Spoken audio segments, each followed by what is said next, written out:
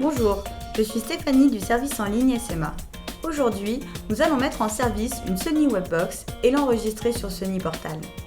Tout d'abord, nous allons faire un point sur le contenu de l'emballage. À réception de votre Sony Webbox, vous trouverez dans la boîte le manuel d'utilisation, un jeu de cavalier, des vis,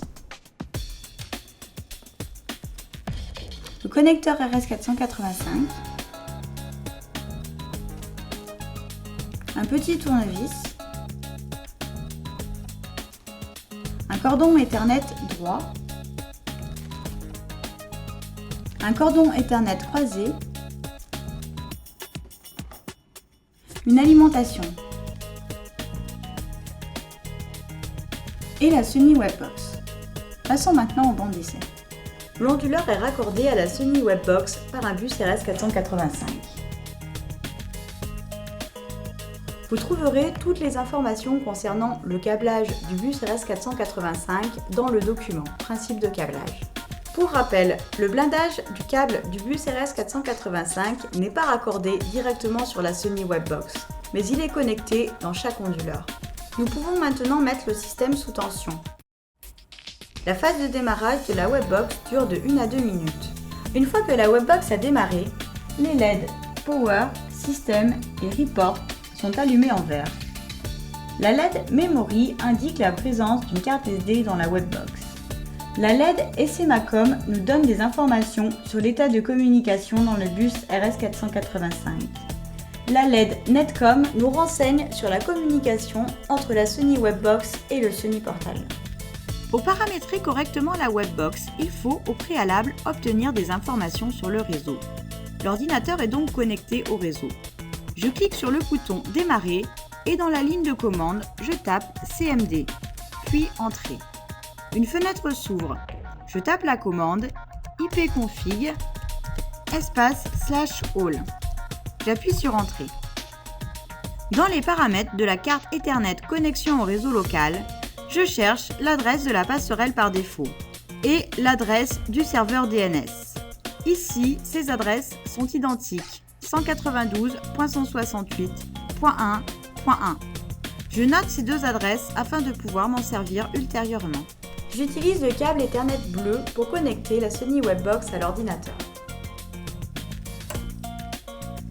La Webbox est connectée à l'ordinateur avec le câble bleu. Je dois tout d'abord configurer l'ordinateur.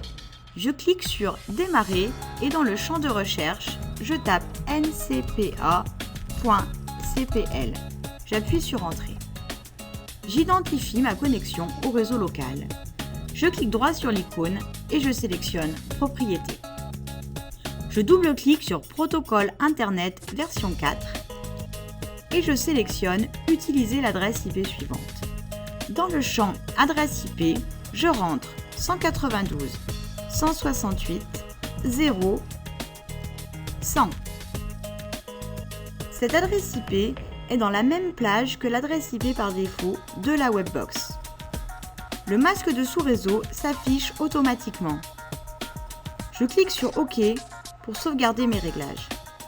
Je lance mon navigateur Internet et dans la barre d'adresse, je tape l'adresse IP par défaut de la Webbox 192.168.0.168. J'appuie sur Entrée. Voici l'interface utilisateur de la Webbox. Je choisis la langue français. Je rentre le mot de passe SMA en minuscule, puis je clique sur Login. Il est possible de modifier les mots de passe via ce menu Sécurité. Je vais tout d'abord paramétrer les réglages réseau. Je rentre les adresses, passerelles et serveurs DNS relevés précédemment.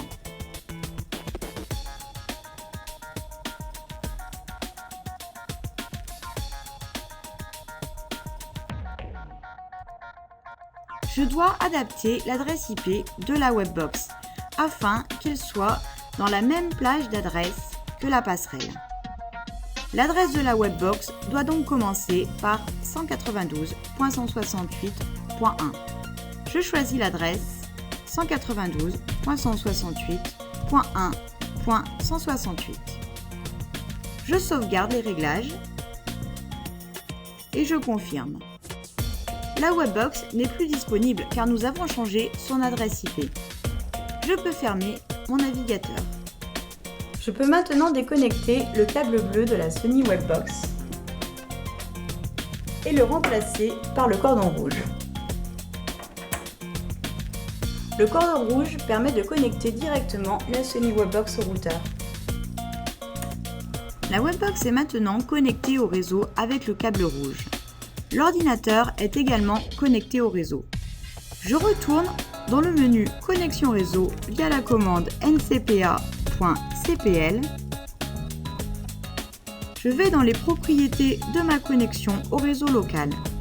Je double-clique sur la ligne Protocole Internet version 4 et je choisis l'option Obtenir une adresse IP automatiquement.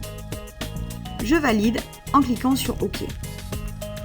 J'ouvre de nouveau mon navigateur Internet et dans la barre d'adresse, je tape la nouvelle adresse IP de la Webbox 192.168.1.168.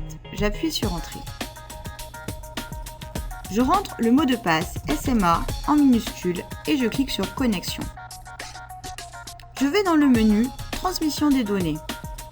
Je rentre un nom pour l'installation, SMA par exemple. Sur la ligne Utiliser Sony Portal, je coche Oui. L'identifiant de l'installation n'a pas besoin d'être modifié. Dans la ligne Exploitant email, j'indique mon email.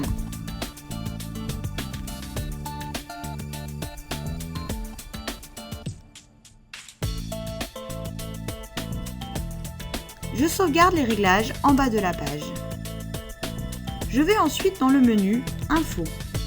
Je repère la ligne Dernier enregistrement du portail et je clique sur le bouton Enregistrer sur la droite. Le message OK indique que la Webbox est bien enregistrée sur Sony Portal.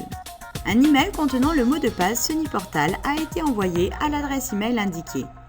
Pour information, si vous disposez déjà d'un compte Sony Portal, vous devrez utiliser votre mot de passe habituel.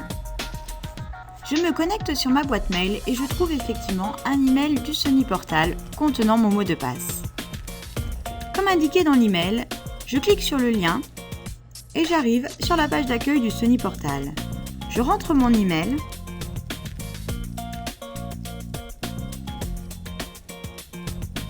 puis mon mot de passe.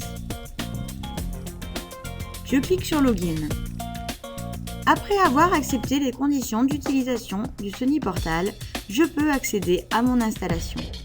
Nous venons de mettre en service une Sony Webbox et nous l'avons enregistrée sur Sony Portal. Vous pouvez maintenant surveiller votre installation à distance. Merci beaucoup pour votre attention et à bientôt.